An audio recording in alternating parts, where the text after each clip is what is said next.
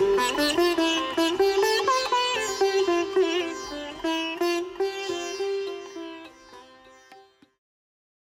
like to make my own curry seasonings, which are known as masala in the Indian dialect. I like grinding my own spices because I can control the freshness and quality of the spices. To make my masala, I put in 1/4 of a cup of whole cloves and 1/4 of a cup of granulated pepper. I put it into the electric blender.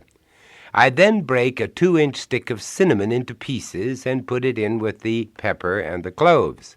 I then add a tablespoonful of turmeric, 2 tablespoons of cardamom seeds, and a tablespoon of coriander seed.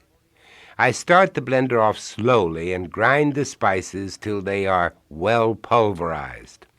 I then store my curry powder or masala in an airtight container. I've always believed that a little judicious faking and justifiable snobbery can carry off an emergency company meal with great style. So here's our Lifesaver curry sauce.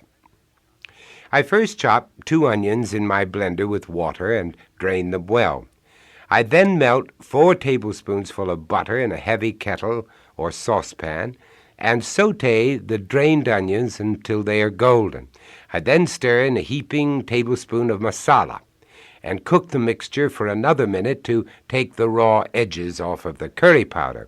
I then add a cup of yogurt, a marvelous vitamin and protein source, and simmer this mixture for about 5 minutes. I then peel 2 tomatoes. The easy way is to stab them one at a time with a fork and heat them over a gas flame on the stove until the skin bursts. It then peels right off. I then cut the tomato in half, hold it over the trash, and squeeze it till the seeds and the juice come out. That way we have pure tomato flavor, and our sauce is not watered down. I chop the tomatoes into small chunks and toss them into the sauce and simmer it all together, uncovered, until the sauce is thick and the tomatoes tender. That takes about 10 to 12 minutes. I then add 1/4 of a cup of raw cashew nuts and 1/4 of a cup of blanched almonds ground in the blender with a teaspoonful of salt. I then stir in a cup of heavy cream and I simmer the sauce for about 3 or 4 minutes. This makes a little over 2 cups of really heavenly sauce. It can keep for a week, covered tightly in the refrigerator, or it can be frozen for a month. A good curry sauce can be a lifesaver when I have unexpected company. I can then broil chicken pieces or saute them and cover them with the sauce and bake them for 45 minutes at 350 degrees, and with the garnishes and rice have a lovely informal dinner that only needs a salad and a dessert. I generally serve beer, but some people prefer a very strong white wine. One of my favorite side dishes is Indian spiced green beans. I first put 2 peeled garlic cloves in my blender with 1/3 of a cup of water, a 1-inch seeded slice of lemon and its peel, plus a teaspoonful of salt. I blend this and set it aside.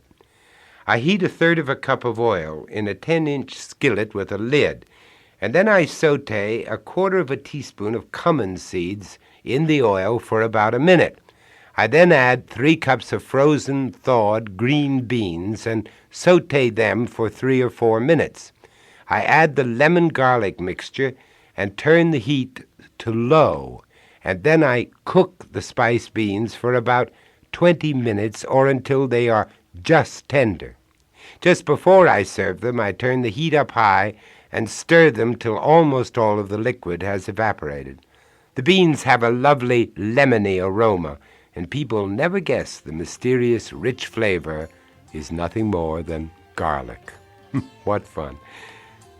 Cornily, I generally lower all the lights and burn a little incense to help create a mood.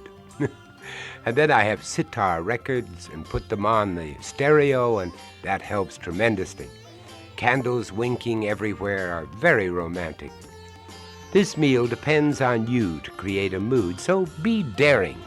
Use a different tablecloth or a brilliant remnant of material. Pull out all the brass and copper you can find. Wear dangling earrings and a draped sari if you have it, and every bracelet you can find. And then you own the mystery of India from your dining room and your kitchen.